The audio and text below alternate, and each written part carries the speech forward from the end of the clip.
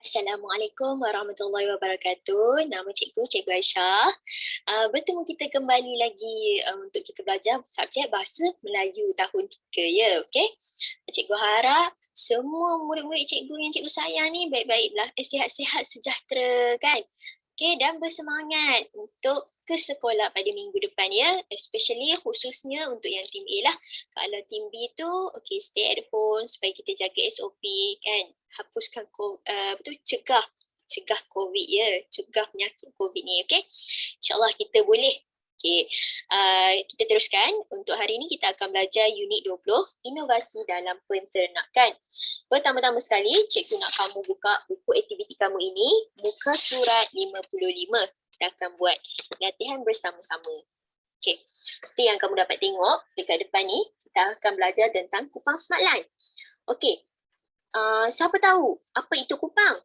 Okey, betul kupang? Okey, kupang ialah sejenis makanan seafood. Rupa dia macam mana? Rupa dia macam ni. Okey, nampak?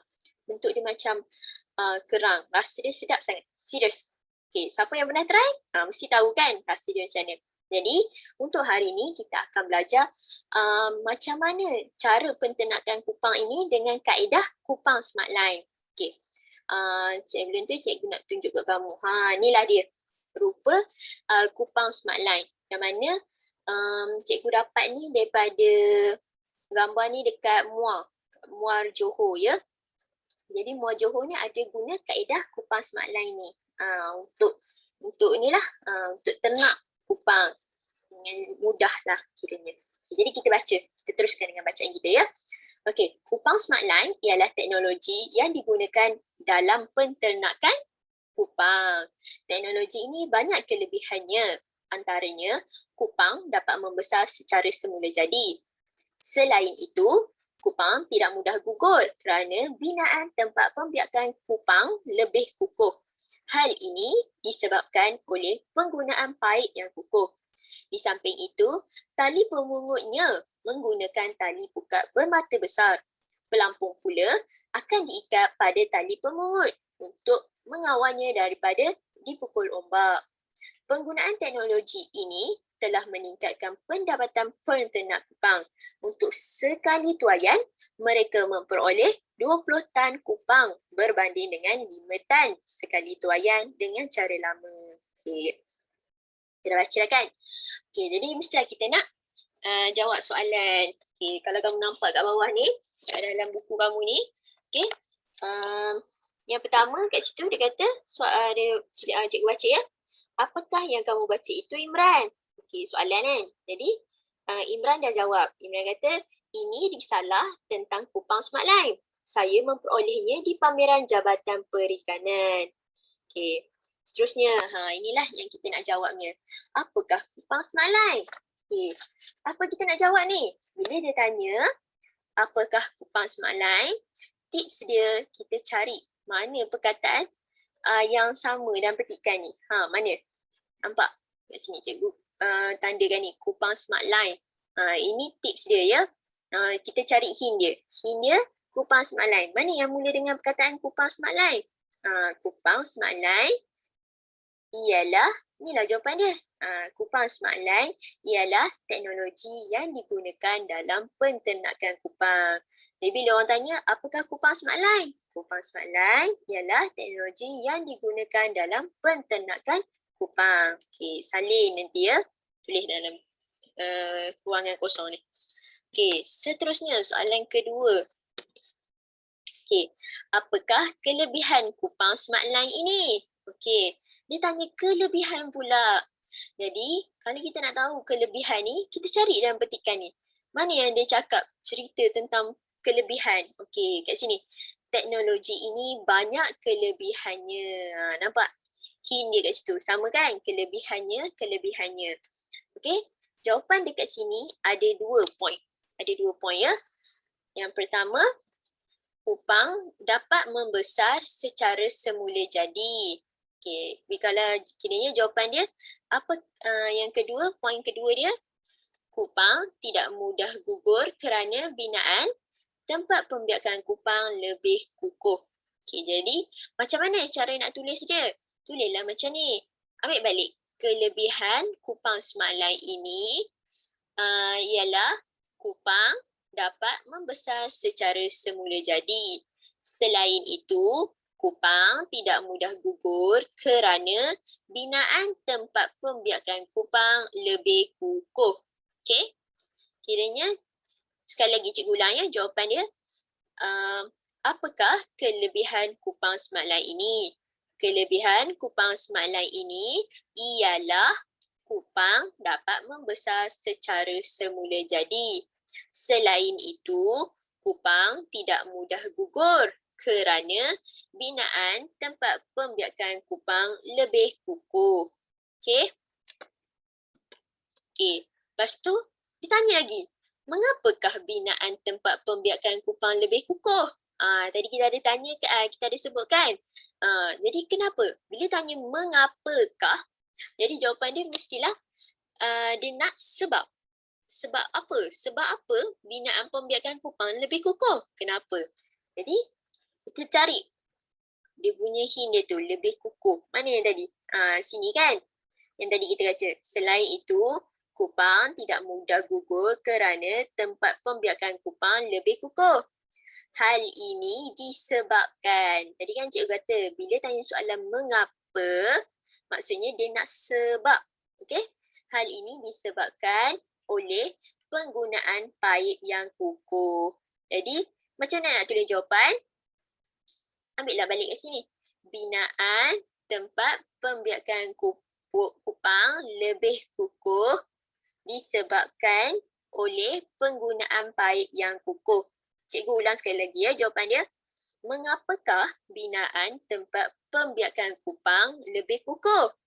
Jadi kita ambil balik. Binaan tempat pembiakan kupang lebih kukuh disebabkan oleh penggunaan paip yang kukuh. Okey. Seterusnya. Okey, kat sini dia soalan last kan? Okey, soalan last dia kata berapakah perbezaan hasil menggunakan kupang smart line berbanding dengan cara lama. Okey, kat sini kita kena cari dulu.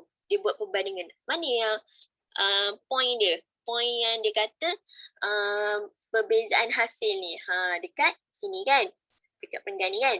Penggunaan teknologi ini telah meningkatkan pendapatan penternakan kupang. Untuk sekali tuaian, mereka memperoleh 20 tan kupang berbanding dengan 5 tan sekali tuaian dengan cara lama. Jadi sebabkan dia tanya berapakah. Jadi berapa kita nak tahu berapa jumlah kan? Lepas tu perbezaan. Jadi perbezaan ni special sikit sebab kita kena buat jalan kira-kira. Kita kena buat jalan kira-kira matematik. Okay? Iaitu macam tadi cikgu kata perbezaan kan. Ya. Jadi kita kena buat kaedah matematik iaitu kita ambil mereka memperoleh 20 tan kupang. 20 tan kupang yang bila guna kupang smart line kan. Jadi 20 tan, lepas tu perbezaan. Nak perbezaan. Jadi kita kena tolak. Tolak dengan 5 tan sekali tuaian dengan cara lama. Jadi jumlahnya 15 tan. Betul tak ni? 15 tan ni. Sekejap. Kita tengok. Betul tak?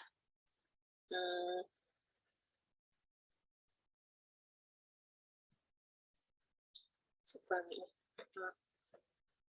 Okey. Kita kira-kira ya.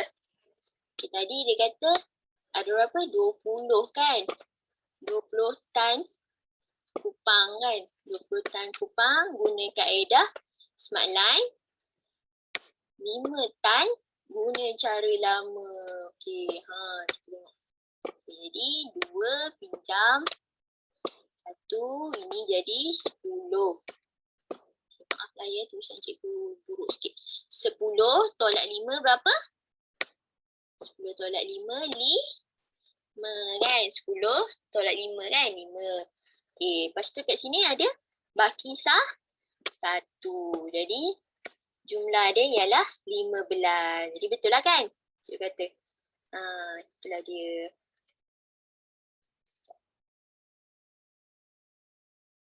Okay, kiranya jawapan dia Berapakah perbezaan hasil menggunakan kupang smart line berbanding dengan cara lama? Tulislah jawapan macam ni. Perbezaan hasil menggunakan kupang smart line berbanding dengan cara lama ialah berjumlah 15 tan. Cikgu ulang sekali lagi ya. Jawapan dia, berapakah perbezaan hasil menggunakan kupang smart line berbanding dengan cara lama? Ambil balik jawapan dia. Perbezaan hasil menggunakan kupang smart line berbanding dengan cara lama berjumlah 15 tan. Okey? Cikgu ulang sekali lagi ya. Biar kamu tangkap ya.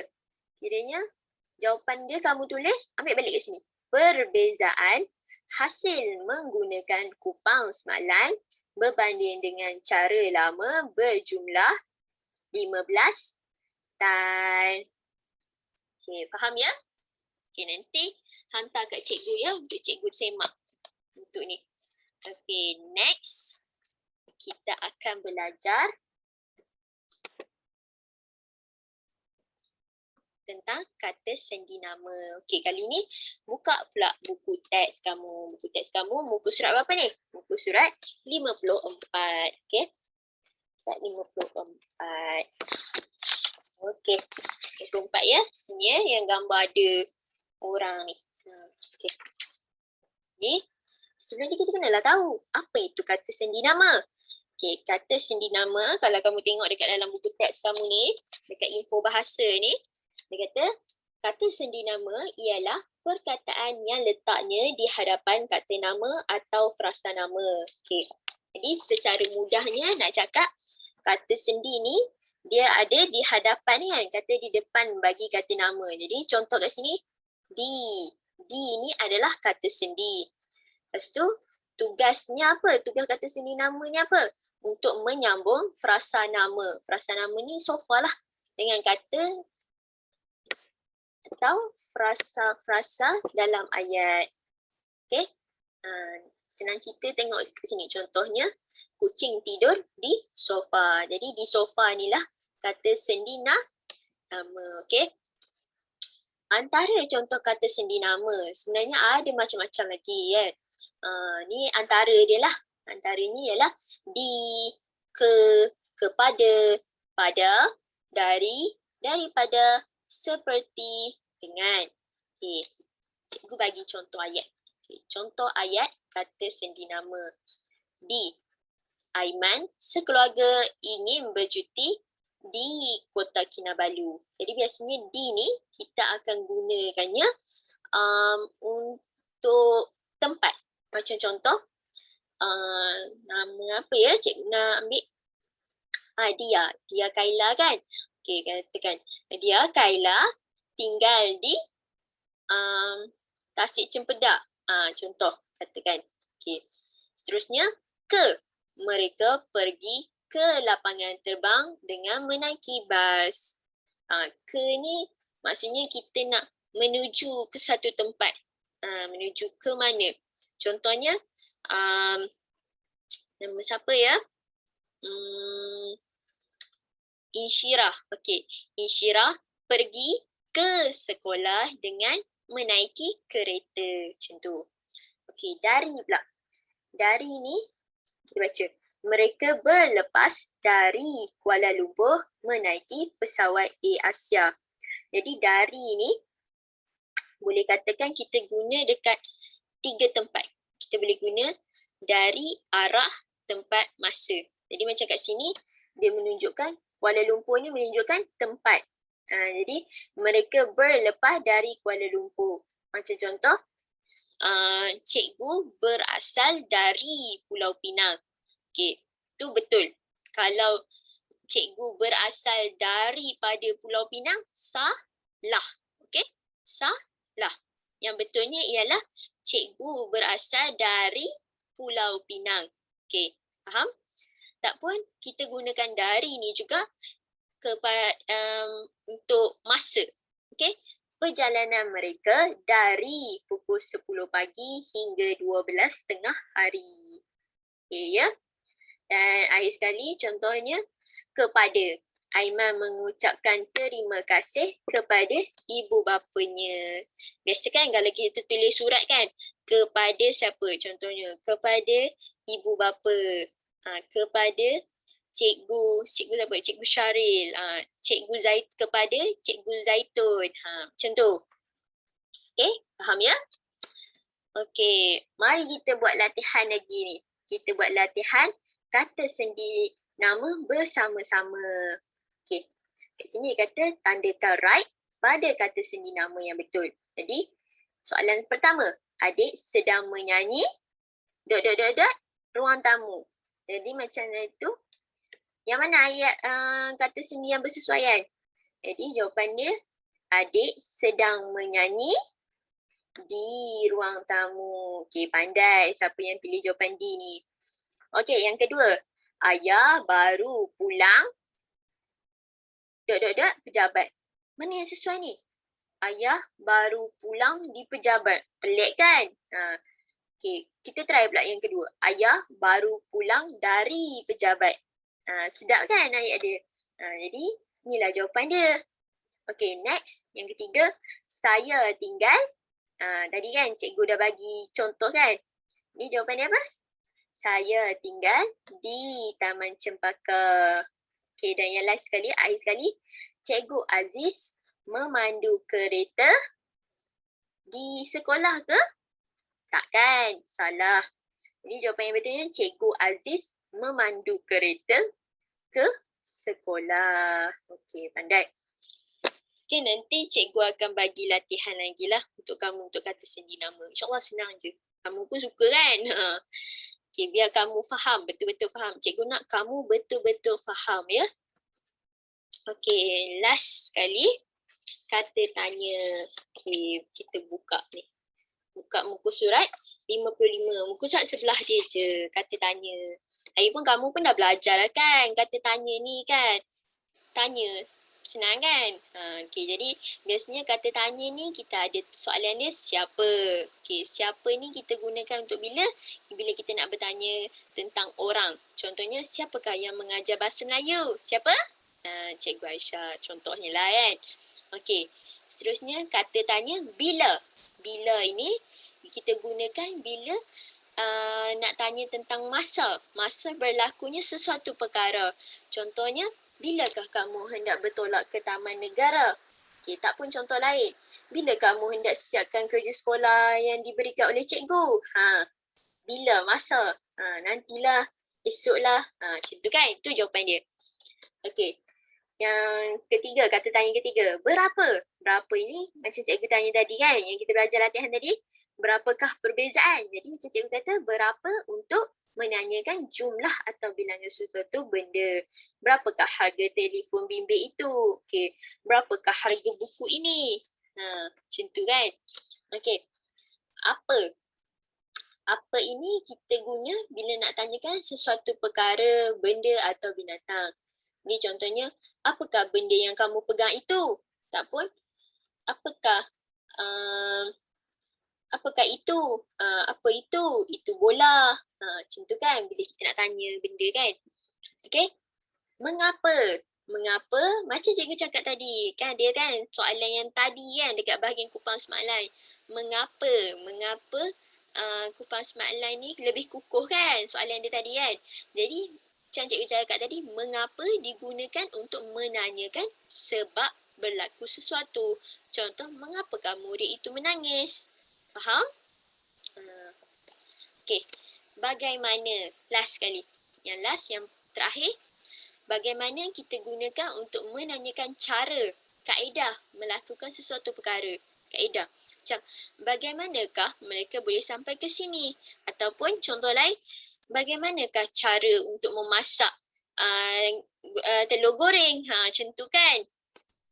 Jadi kita listkanlah cara memasak telur goreng dengan cara isi minyak apa semua. Okey. Last kita buat latihan.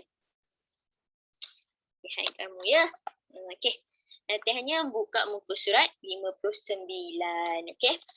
59. Okey, jadi soalan yang kat sini soalan yang pertama dia kata bina ayat tanya menggunakan kata tanya yang betul berdasarkan gambar. Okay, kat sini nak cerita pasal kedai cengkerik Hong. Jadi kat sini dibagi kata tanya siapa. Kata tanya siapa kan. Jadi macam ni kita nak buat ni. Kita tengoklah berpandukan jawapan yang diberikan. Dia tulis Encik Hong, penternak dan penjual cengkerik. Okay, macam mana kita nak buat soalan ni biar bersesuaian dengan jawapan yang diberikan. Siapa kan tadi kita tanya bila kita nak bertanyakan tentang seseorang itu kan. Jadi jawapan dia kat sini kita ambil lah siapakah penternak dan penjual cengkerik. Jadi jawapan dia Encik Hong, penternak dan penjual cengkerik. Okay. Boleh juga sebenarnya kalau kamu nak guna siapakah Encik Hong. Boleh juga. Macam cikgu tanyalah dekat kamu kan. Cikgu tanya contoh. Siapakah Is? Siapakah Is? Is Muhammad. Siapakah Is Muhammad? Okay, kita nanti kamu katalah Is Muhammad murid tahun 3. Nampak kat situ? Tak pun cikgu tanya, siapakah murid tahun 3? Jadi kamu boleh bagi juga jawapan Is Muhammad murid tahun 3. Jadi kat sini selain siapakah penternak dan penjual cengkerik, kamu boleh katakan sekejap ya, cikgu tulis.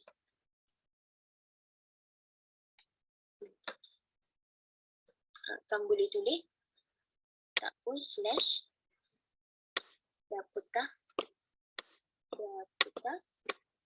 maaf lah ya.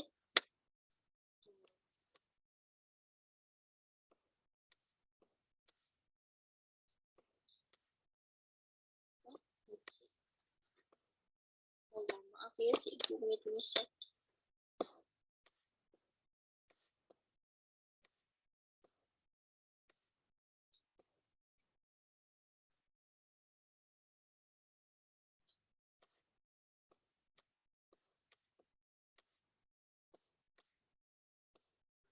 Siapakah Encik Hong?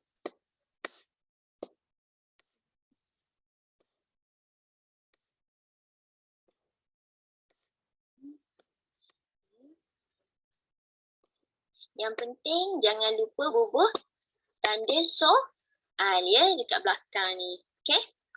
Jadi kamu boleh tulis siapakah penternak dan penjual cengkerik ataupun kamu boleh tulis siapakah Encik Hong. Okay, faham? Okay, next. Soalan kedua, di mana? Di mana ya? Jadi kat sini dibagi jawapan Encik Hong memelihara cengkeriknya di dalam kotak. Ya, jawapan dia kat sini dia tanya di mana kan? Di mana? Di mana ni selalu lokasi kan? Di mana kamu tinggal kan? Macam tu. Jadi kat sini di dalam kotak ni, inilah jawapan dia kan? Jadi kita ambil lah balik jawapan. Kita ambil balik jawapan ni. Daripada jawapan ni kita boleh reka soalan dia kan? Dengan cara, ni dah jawapan dia. Di manakah Encik Hong memelihara cengkeriknya? Ambil balik. Tambah je. Di manakah Encik Hong memelihara cengkeriknya? Yang penting, bubuh tanda soal. Okay. Ketiga, apa? Lepas tu kat sini bagi jawapan. Encik Hong memberi cengkerik makanan ikan. Jadi, macam mana kita nak buat? Macam mana kita nak bagi ayat tu sesuai dengan jawapan dia? Kat sini makanan ikan ni lah kan jawapan dia. Apa kan? Jadi, cara jawapan dia, apakah makanan yang diberikan oleh Encik Hong kepada siapa? Kepada cengkerik. Inilah kamu tulis. Apakah makanan yang diberikan oleh Encik Hong kepada cengkerik? Ni jawapan kat sini, Encik Hong memberi cengkerik makanan ikan. Sesuai kan? Okey, yang keempat, yang terakhir, mengapa? Mengapa kan? Jadi bila cikgu kata mengapa ni, dia tanya sebab.